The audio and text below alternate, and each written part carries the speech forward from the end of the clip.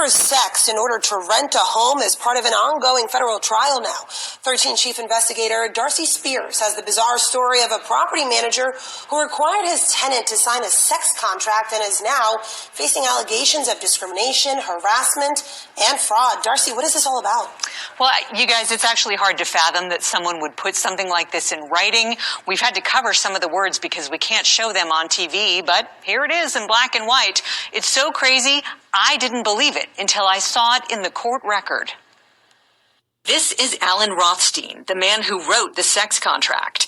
Court records show he forced a prospective tenant to sign it in November 2018 in order to rent this 4-bedroom home on Wedgebrook Street near Las Vegas Boulevard and St. Rose Parkway. At the time, Rothstein was the property manager and also a real estate broker. He lost both licenses after a Nevada Real Estate Division investigation. He now stands to lose a lot more if a federal judge finds him guilty. He's currently on trial for violations of the Fair Housing Act in this lawsuit filed by his former tenant. And the facts are unlike anything this experienced housing lawyer has ever seen. My reaction was, you had to be putting me on, that nobody in their right mind would go to the trouble to draw up a contract like this. No one involved would talk to us as the trial is ongoing. We asked legal expert Bruce Flamme to analyze the case. Have you ever seen anything like this? No, not even on bar exams in law school. Nobody has ever put something like this together that I've ever seen. Although, in all candor, I think there's more of these out there. Sources close to the case tell 13 Investigates this is not the first time Rothstein has done this, and there are other victims. Rothstein himself admitted to the real estate division that he wrote the sex contract and required the tenant to sign it. And in court records, he says any agreements or documents mentioned speak for themselves. When somebody says the document speaks for itself, what they're really saying is, I don't want to talk about it. We're talking about it to the extent that we can. We'll begin with the title. It's direct consent for sexual intercourse and or which is in italics. Who names a document that? It goes on to say, please read this legal contract carefully. And that's where I started laughing, because this is a legal contract the way the actors on Grey's Anatomy are real doctors, okay? This is literally not worth the paper it's printed on. The terms of the so-called contract are even crazier than the title. The tenant had to swear she wasn't signing under the influence of any intoxicant, including alcohol, drugs, oysters, truffles, sea cucumber, strawberries, lobster. I've never known anybody to be under the influence of lobster, dark chocolate, cocaine, LSD, and cannabis. I don't know where you get a list like that. Another paragraph says the tenant swears she does not currently have a boyfriend, girlfriend, or parent who is larger, meaner, and more physically aggressive, owns firearms, and or is more possessive than Rothstein. She was told if she didn't sign this, she was not going to be able to get the unit. So for all intents and purposes, it's exactly sex for a place to live. It's exactly what it is. And it's almost sex on demand. What do we make of the fact that she initialed this thing? Nothing. People sign things all the time, and the popular myth is, well, you signed it, so it's binding. No.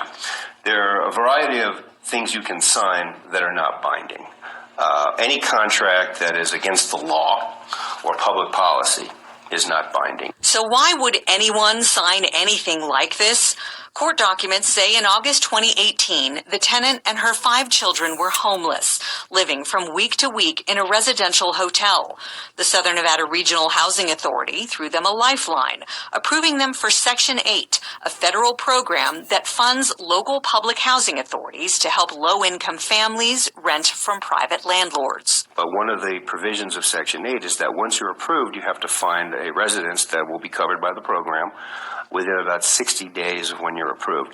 Now, depending on where she was in that 60-day window when this thing came up, she may not have had other options. Court records say she'd been allowed to move in and paid out of pocket to fix up the house so HUD would approve it. So when you slap this document down in front of her and say, sign this or you have no place to live, that's coercion, that's duress, and I believe it's a violation of federal law. The tenant's lawsuit alleges several other violations, including charging illegal fees and wrongful eviction after she refused any sexual encounters.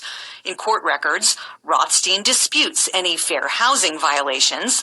Attorney Falami says no matter the outcome of the civil trial, accountability shouldn't stop there. There may or may not have been crimes committed here. The word extortion flashes in my mind in this kind of situation.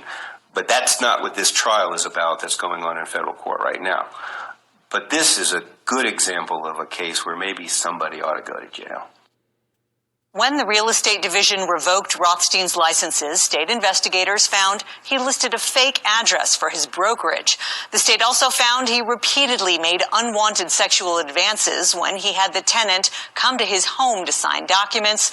He was fined $94,000 in that, and we will update this story with the outcome of the federal case. This is absolutely wild, Darcy. But, you kept mentioning a property manager. Was there any landlord that was involved in this? Well, he was the landlord, but there was also a homeowner. Okay. The homeowner contracted with Rothstein as the property manager to execute the lease. He's the only one who met with the tenant. The homeowner was originally named in the lawsuit, but then was later dropped from it.